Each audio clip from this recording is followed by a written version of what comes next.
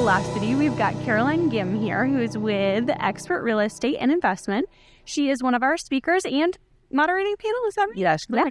She's moderating a panel on alternate revenue streams. So, Caroline, tell us what you're seeing in the market right now. You know, I think it depends on the market. So everyone's a little bit different. But in our area, we have seen that the REOs are a little bit slow to hit the market with all the legislation that hit California in the recent years. Yes. But, you know, now we are seeing things start to pick up. But we are also seeing buyers starting to shy away because of the interest rates. Right. And even though they're a good investment, that interest rate makes them wonder, right? It does. And it also affects the end buyers. So not all of the end buyers will qualify for the same loan amounts as they used to in the past. That makes sense. And the California market is already a little bit on the upper end. Correct. For the whole entire country. So that makes sense. So, all right, Caroline, tell us, what kind of advice would you give to folks in this market and in this industry right now? You know, I mean, that's a great question. There's just so much out there right now and everything is changing. So, I mean, I would definitely suggest for everybody who's interested, whether you sell REO or not, is just to arm yourself with as much information as you can. Legislation that's coming out, interest rates and lending practices, all of that stuff's going to help grow your business. And that's a perfect segue into the panel that we're doing tomorrow, which is alternate revenue streams. So all of our panelists are going to be sharing with us a few nuggets, different sources of revenue that they have and how they got into that and how that relates to our skills as an REO agent. Awesome. Will you share with us one of your kind of tricks in terms of alternate revenue? So my own? Personal? Yeah, absolutely. Yeah. So one of the things that I do is I work a lot with bankruptcy trustees. Okay. Who are, you know, selling homes on behalf of the estate to pay off creditors. But one great story that I have is that I was selling a property last year and we were having trouble at closing. So I'm like, what's the delay, guys? And they're like, we're having trouble getting this payoff demand for the lender. And I was like, well, what's the issue? We can't seem to get anyone who can give us the payoff demand. Turns out the loan was being serviced by a company that I worked with that was being eaten up or being taken over by another company that I worked with. So I was like, oh my goodness, I can totally see if I can do something. I called contacts at both companies and we ended up getting a payoff demand the next day. So, you know, what you just talked about right there, it's about what you know and who you know. Yes. Really. So how did you build that bench of all the folks that what you know and who you know? You know what? I have this great ability to, and it's nothing I train for, but I have this great ability to remember things and to kind of catalog things in my mind that I would be fantastic on, like Jeopardy for useless trivia. I'm fantastic at, but you know, like these things just come up. So for example, like when this client was, or wasn't even the client, the escrow officer was saying we're having trouble with this payoff demand. And I ask all the questions and I'm like, okay, well, what's the issue? Who are you trying to get it from? And when they said, you know, the loan servicer is Rushmore. And I was like, oh, I work with Dakota, which is a sister company of Rushmore. And I was like, I know who to talk to. So I called someone at Dakota who put me in touch with someone else. And then I called Zone, which was taking over at that time, because they're like, we need someone from Rushmore or Mr. Cooper. And I had REO contacts with Dakota and Zone.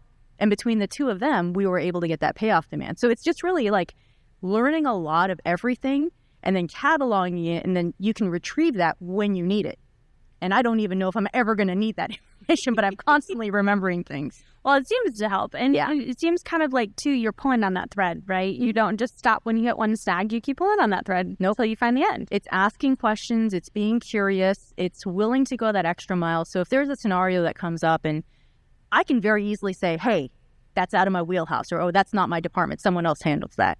But so my sister used to work for Nordstrom. Are you familiar with the company? Yes. Okay. So I love their rack. There you go. So Nordstrom is like famous for customer service. Right. And what I learned from her was if you don't know the answer, that's okay.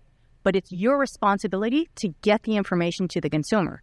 So if someone says, hey, Gina, you know, do you have this in size 6 in red? And you say, I don't. However, let me see if we can find another store that has it for you. And then you do the research. And then you give them the information. You say, hey, it's at this other store. We can have it delivered here. We can have it delivered to your house, or you can go pick it up today at that store. Which of these would you like? And it's just going that extra mile. Right. Yeah. It's very easy to say we don't have it. Right. Absolutely. It's taking that next step in that customer service. I loved what you said, too, about giving them options, right? Here's what you want, and here's the ways we can help you get it. Correct. And I'm sure that works in real estate as well. Absolutely. And investments. Absolutely. I mean, like with almost anything, especially if I'm working on an REO property and there's a problem, it's very easy for me to say, there's a problem, period, end of story, hit send. But if I say, hey, we went to this property and, I don't know, there's a leak at the property or something. So you let them know, you identify the problem, you let them know what you did immediately to stop that problem. Right. And then you give them the options like, would you like us to get a bid for a repair? Will you be sending someone out for a repair? Please advise, or something like that. So you give them the possible solutions, maybe even a recommended solution, and then you wait for their response. Here's what I would suggest. Here's your other option. You know what I find? You get an answer much quicker. It's so true. Yes. It's so true. We were talking earlier, my dad was professor of business, and he always told me, Gina, don't bring a problem without a solution. There you go. Right? You have to, if you're going to bring up a problem, you have to bring a solution. At least one. Absolutely. Probably 3 would be good. Yeah. Awesome. Well, thanks so much for joining us. Thank you very much for having me. It was really lovely to chat. And we're looking forward to your panel tomorrow. All right. Well, thank you. Awesome. Welcome, everybody. We are here once again on the floor at the Velocity Conference in Fort Worth. And we are talking to some of the panelists, speakers, and luminaries here speaking and participating today. Right now, we have Tara Duggar, who is with VRM Mortgage Services. We've profiled VRM in the past. They've done a bunch with 5-star. So we're excited to have you here talking to us today, Tara. Thank you. I'm happy to be here. So starting kind of broad, obviously right now there is a lot going on in the industry and just the world at large. There's news out of Washington every day. There's a lot to keep track of. There's the shifts of interest rates and all these things. It's a complex industry. So from your perspective, what are some of the kind of main trends you're watching and main headwinds that you're dealing with that you're trying to surmount? And how are you going about that?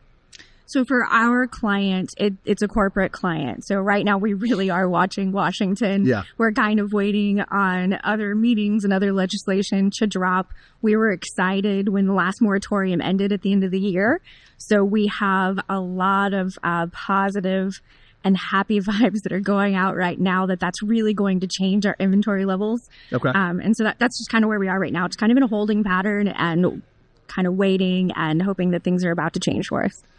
Well, I know you've been participating on a panel today. I believe this was the first date, best date. Was that the one you guys just did? So I was not able to be in there for. So tell me a little bit about that. What was that experience like, and what were some of the kind of key takeaways that you would say came out of that? Sure. So that was actually my first panel to be up there. I had a blast. And I mean, what a great first date, last date. Mm-hmm. So the goal was to, what can the agents do to make the first best date impression so they get the second date and ultimately they don't get divorced. Right on. So we talked about best practices. We talked about how to communicate. And communicate seemed to be the biggest topic that we all talked about. Being ethical and being honest, proactive, and just all around helpful.